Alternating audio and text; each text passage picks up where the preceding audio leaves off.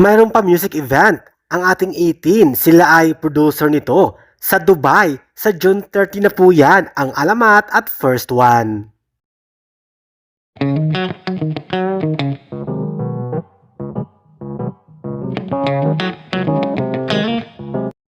Hello 18! Welcome back to my channel. Thank you for clicking this video. Ang 18, hindi lang basta-basta fandom of fans ng SB19, kundi sila ay concert producer, music event producer, dahil may event sa Dubai. Ang isa sa mga nag-fund at partner ay ang 18 fandom. Sa mga hindi nakakaalam, ang P-pop singer na The One ay tinulungan ng 18 fandom na nakabase sa Singapore. Nung time na yon, may concert ang The One sa Singapore. Muntik nang nakansela ang concert dahil kunti lang ang nag-purchase ng tickets. Kaya naman, to the rescue ang 18 fandom. At heto ang pinaka-latest, ang event sa Dubai. Funding at sponsored dyan ang 18 fandom para mabuo. Kasama dyan ang main performer na The Alamat. Kasama dyan ang ibang P-pop artist na first one. Narito po ang ebidensya. P-pop excellence is set to take stage in the Middle East as Alamat leads a powerful wave of Filipino talent abroad with Alamat live in Dubai featuring first one. Happening on June 13 this year, 7 p.m. at the Pakistani Auditorium, Dubai. The concert will mark a major milestone, not just as the first large-scale production of Urban Grid Group, but as another defining moment for P-pop's global expansion. Alamat will bring their signature blend of culture, storytelling, and high-impact performances to an international audience, proudly showcasing Filipino identity through music. Known for their rich narratives and diverse representation, the group continues to redefine what it means to be global while staying rooted in heritage. Yes, joining them is First One, a group celebrated for their precision, power, and commanding stage presence. Together with Alamat and First One, will deliver a night of explosive stages, powerful vocals, and sharp choreography, proving that P-pop is not just rising but ready to dominate global platforms. Yes, of course, beyond the stage, this concert also reflects the strength of the fandom driving the movement forward. Notably, one of the major producers behind the event is Generous 18, o diba? Main producer nito ang 18, fandom ng SB19. Previously, known for sponsoring over 1,000 tickets. Yes, 1,000 tickets. That's a huge number, right? During SB19 Simula at Wakas kick-off, showing how fans themselves are helping push Filipino music onto the world stage.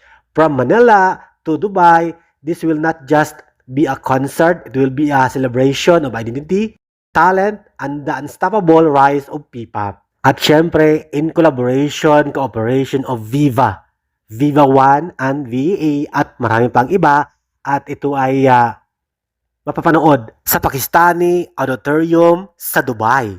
Kasama dyan syempre ang una, Alamat, at syempre kasama ang First One. Samantala, narito ang mga content at mga articles na binalita ang naturang music event sa Dubai, Alamat at First One.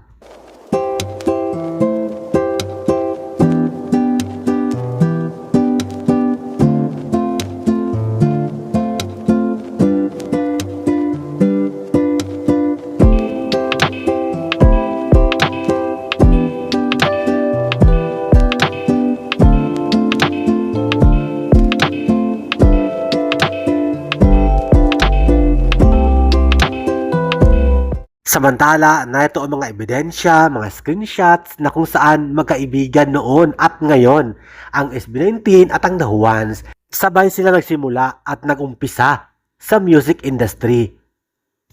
But it's too late now. I remember you and me, and how careless we could be. All day and all night, we'd stay up, it felt so right. We We were so young, we were so dumb.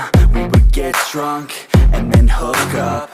We were okay, we were alright, staying awake till the sunrise. We were in love, couldn't stop us. Like a good drug, never enough. We'd hook up in my car, driving so far, play your guitar, you'd show me your art. Let down our guards, think with our hearts, stare at the stars. We were never apart, drinking too young, way too much fun. Out in the sun, orbit when it's gone. Took you to prom, dance to our song, dance all night long till the lights come on.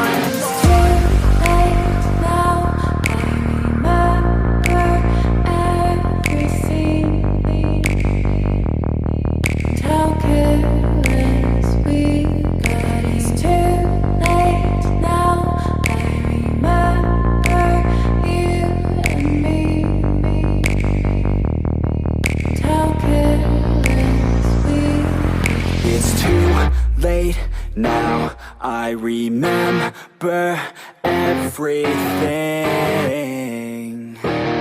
and how careless we could be, and how careless we could be, and how careless we could be.